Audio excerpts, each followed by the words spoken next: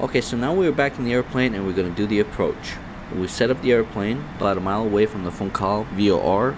We're approaching the FUNOR VOR from the point Bimbo, one of the southern arrival routes. What's going to happen is, once we overfly the VOR, we'll turn to intercept a radial of 011 from the FUNOR VOR for a specialized procedure turn, which will put us over the IAF FUNOR. Okay, so we're over the VOR, the needle just flipped. Let's turn to intercept a heading of 011 from the FUNOR VOR. On our VOR course, we will put a heading of 011. And we're immediately going to start our descent from 4,000 down to 3,000. As you remember, we approached the VOR from the south at 4,000, and as soon as we overflew the VOR, we started the descent down to 3,000.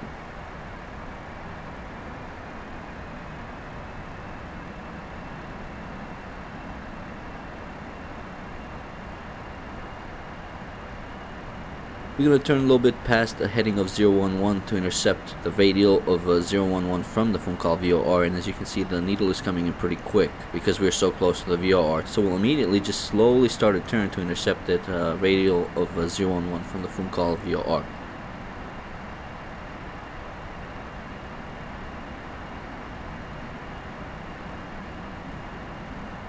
Now, as we talked before during the approach blade briefing, what's going to happen is we're going to fly a radial of 011 from the FUNOR VOR until we are 8 miles from FUNOR VOR, at which point we'll start a nice gentle turn to the right back to a heading of 213 to intercept a heading of 213 to FUNOR VOR, at which point we should automatically be over our IAF FUNOR.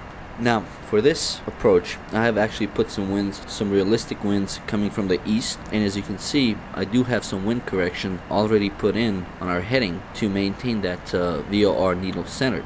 Unfortunately, this MD-80 does not show us the outside winds, but as a pilot, you should always know what your winds are. Just because they're not shown on the airplane doesn't mean we don't have them, and this is something that comes later on with experience. But for now, if you're not familiar with this, just observe my headings. My headings are always a little bit off to compensate for that wind and to maintain that needle centered.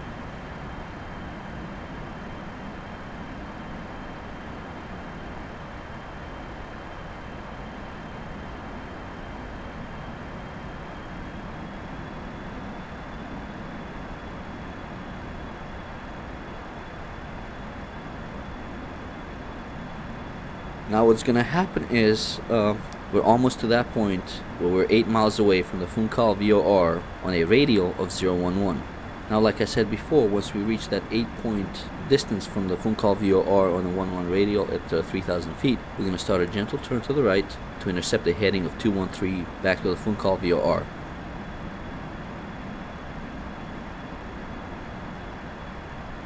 We're at 8 miles, we're starting the turn. We're going to keep it at about 15 degrees. For this airspeed, about 160 knots, we're going to keep it at about 15 degrees.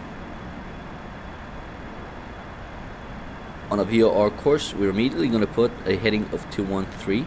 That's the heading we need to get back to the VOR. Now that I have a few seconds, I want to talk a little bit about altitudes. In real life, our altitudes should be within 50 feet of our given altitudes, our required altitudes. So we have plus or minus 50 feet to work with. However, Microsoft Flight Simulator is different. It's a lot harder to keep your altitudes in Microsoft Flight Simulator than it is in real life. And this is not only true for Microsoft Flight Simulator, this is true for actual flight simulators that we use for flight training.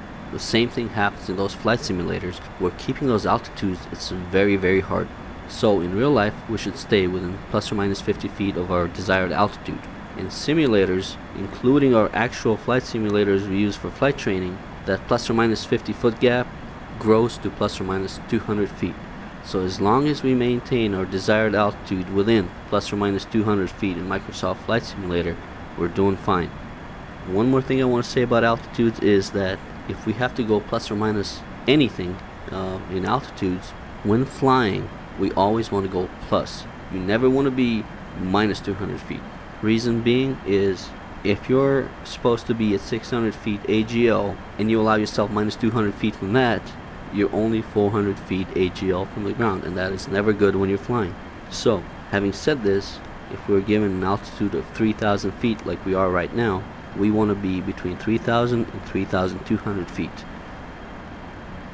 Now let's get back to this video. As we can see, the needle is starting to come in, and our nice little turn is turning out to be very good, very precise. So as you can see, we're going to roll out just about at a heading of 213 to the FUNOR VOR. And if you look at the distance, we are at 8.5 miles away from the VOR. So what's going to happen is at 8.0 miles, we will be at our initial approach fix, FUNOR. And here it is, 8.0. We are over FUNOR. We are 3,000 feet, and we are headed to the FUNOR VOR at 213 heading. From this point on, every approach into Madeira will be the same. Whether we're coming from the south like we did and we did the procedure turn, or we're coming from the north and our arrival routes put us to this point, we're going to do the same approach from this point.